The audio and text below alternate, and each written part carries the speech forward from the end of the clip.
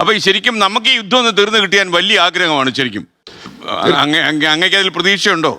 തീർച്ചയായിട്ടും ഞാൻ ഡോക്ടർ മോഹൻ വർഗീസ് പറഞ്ഞ അടുത്തുനിന്ന് തുടങ്ങാം. കാരണം ഷിഫ്റ്റ് ഉണ്ടായിട്ടുണ്ട്. കാരണം എല്ലാവരും പറയുന്ന എന്തു പറ്റി എന്നുള്ളത്.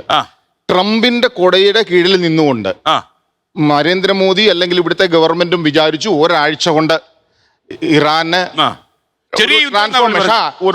എയർ ബോംബാർഡ്മെന്റ് നടത്തി ഇറാൻ ടോപ്പിൽ ചെയ്ത് വരുവാണെന്നുണ്ടെങ്കിൽ ഇന്ത്യൻ സ്റ്റാൻഡും കറക്റ്റ് ആയിരുന്നു. ആരോ എങ്ങനെയോ ആണെങ്കിലും ആ ഒരു ഐഡിയയിൽ നമ്മൾ വന്നു.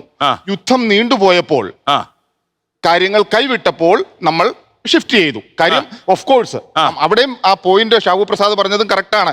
കാരണം നമ്മുടെ ജനങ്ങളുടെ സെക്യൂരിറ്റി അല്ലെങ്കിൽ സേഫ്റ്റി അവരുടെ പ്രയോറിറ്റി അതിനെ നോക്കിയപ്പോൾ തീർച്ചയായിട്ടും ഷിഫ്റ്റിംഗ് അർജന്റ് ആണ്. ഷിഫ്റ്റിംഗ് വന്നേ പറ്റുള്ളൂ. പിന്നെ യുദ്ധത്തിന്റെ കാര്യത്തിലോട്ട് വരാം.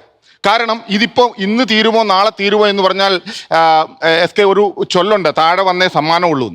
കാര്യം ഇതുവരെ ഇസ്രയേലും അമേരിക്കയും ഒക്കെ മേളിൽ നിന്നുകൊണ്ടുള്ള കളിയാണ്. അത് എന്നും അൾട്ടിമേറ്റ് വിക്ടറി വരണമെങ്കിൽ താഴെ വരണം. അത്ര എളുപ്പമല്ല. അതാണ് അവിടെയാണ് പ്രശ്നം.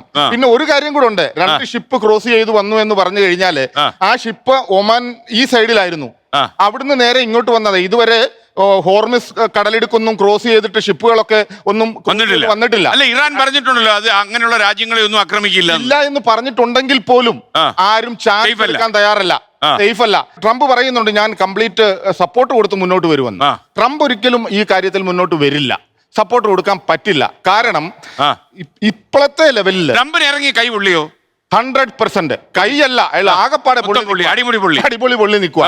ഇനി രക്ഷപ്പെടാൻ ഒരു വഴിയില്ല എന്നുള്ള രീതിയിൽ കാര്യം ട്രംപിനോട് ഇപ്പം നെക്സ്റ്റ് വരാൻ പോകുന്ന SK നമുക്കെതിരായിട്ട് ഇപ്പൊ ട്രംപ് മൂവ് ചെയ്യും.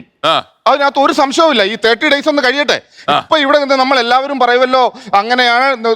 ഈ 30 ഡേയ്സ് കഴിയുമ്പം നമ്മുടെ ഡൊമസ്റ്റിക് പ്രഷർ ഈ ഗവൺമെന്റ് തന്നെ രാജ്യത്തിന്റെ ഇമ്പോർട്ടൻസ് എടുത്തുകൊണ്ട് തന്നെ റഷ്യയുമായിട്ട് കണ്ടിന്യൂ ചെയ്യാൻ നോക്കും. അവിടെയാണ് ട്രംപിന്റെ തിട്ടൂരം വരുന്നത്. ആ സമയത്ത് നമ്മൾ ഈ ഫ്ലോറിലുണ്ടെങ്കിൽ നമുക്ക് അന്നേരം വീണ്ടും കാണാൻ വരും.